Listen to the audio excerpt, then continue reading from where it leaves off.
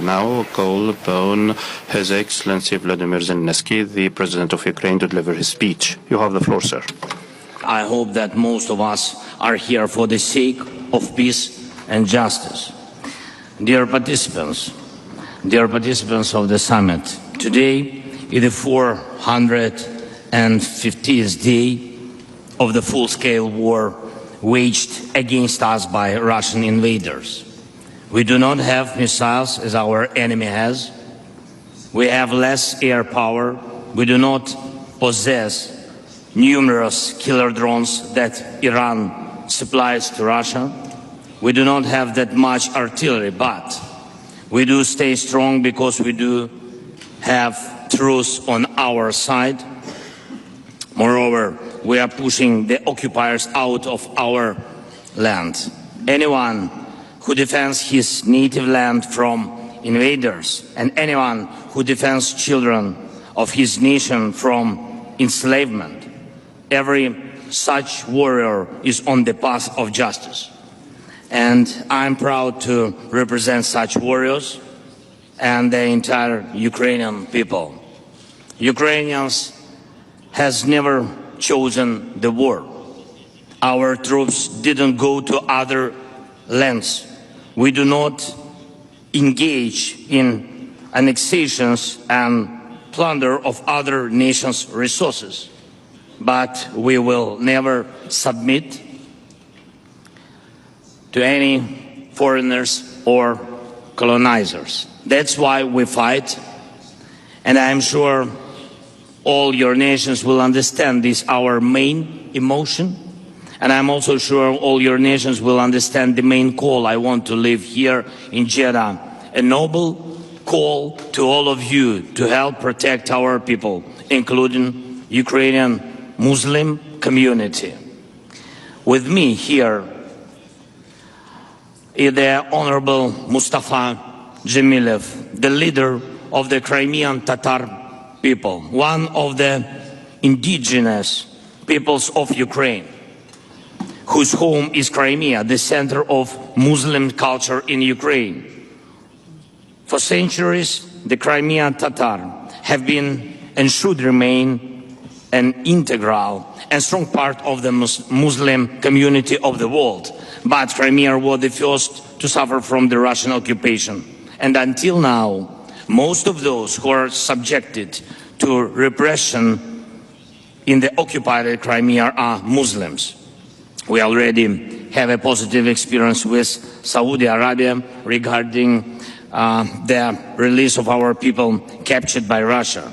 We can expand this experience, and even if there are people here at the summit who have a different view on the war on our land, calling it a conflict, I'm sure that we can all be united in saving people from the cages of Russian prisons. Unfortunately, there are some in the world and here among you who turn a blind eye to those cages and illegal annexations. And I'm here so that everyone can take an honest look, no matter how hard the Russians try to influence.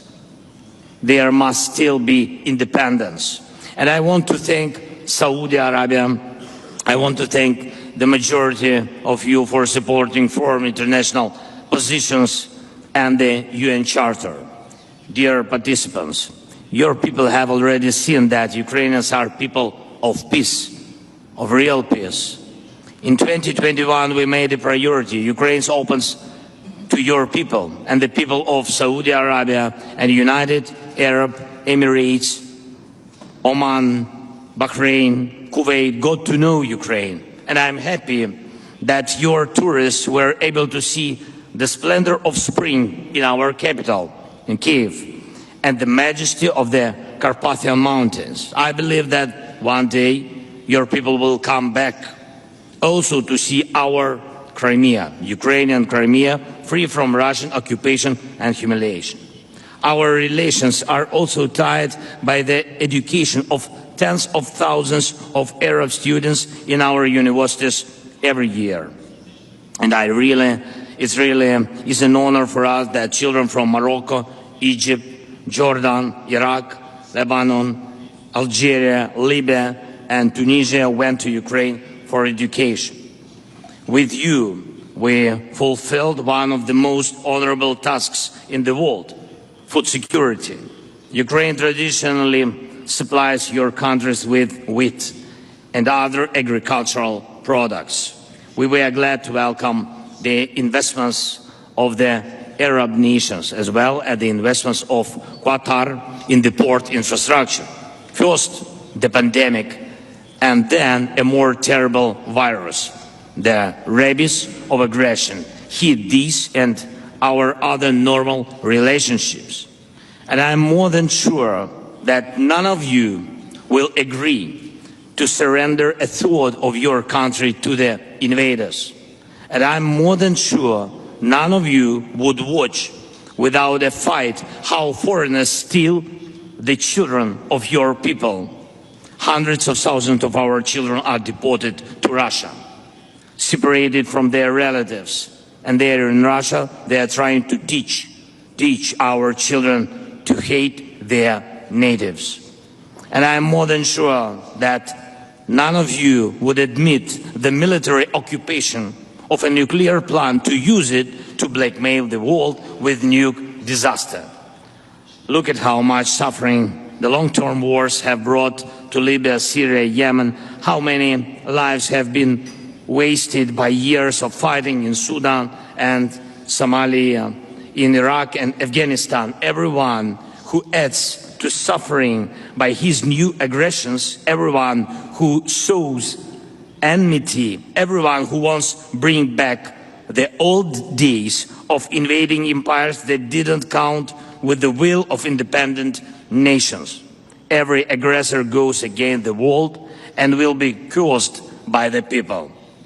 And I greet everyone who is ready to join us on the path of justice. Ukraine proposed the peace formula to end the war. You can see how it works on the example of food security, one of the points of our formula. Even when the war is thrown into our home, we do everything so that the homes of other peoples also survive. We managed to launch the Black Sea Grain Initiative and partially lift the Russian naval blockade of our ports. This stabilized food markets and helped many, including the nations of the Arab League. The implementation of another point of our peace formula will also help many, the return home of all captives and deportees. Each of the honorable delegations was given a document in your language with 10 points of the peace formula. Please, you can choose the point to help that you consider appropriate, and I will be grateful to each of you who will choose exactly the direction of rescuing people held in Russian captivity. So I invite all of you who respect peace to join the implementation of the peace formula and thus to reduce enmity and wars, suffering and evil. Russia is weak. We beat it even when it has more weapons in their hands. Its aggressiveness doesn't come from strength, but from the understanding that the time of empires has passed. That's because the time of free independent nations will never end, and Ukraine proves it. I wish you peace. I invite you to cooperate directly with our country without any intermediaries, and may our and your strengths act in a coordinated manner for the peace and good of people of all nations. And please listen to the Crimean Tatar people, listen to the Muslims of Ukraine. May the Almighty protect our soldiers. Slava Ukraini. Thank you. I do thank His Excellency Vladimir Zelensky for his speech.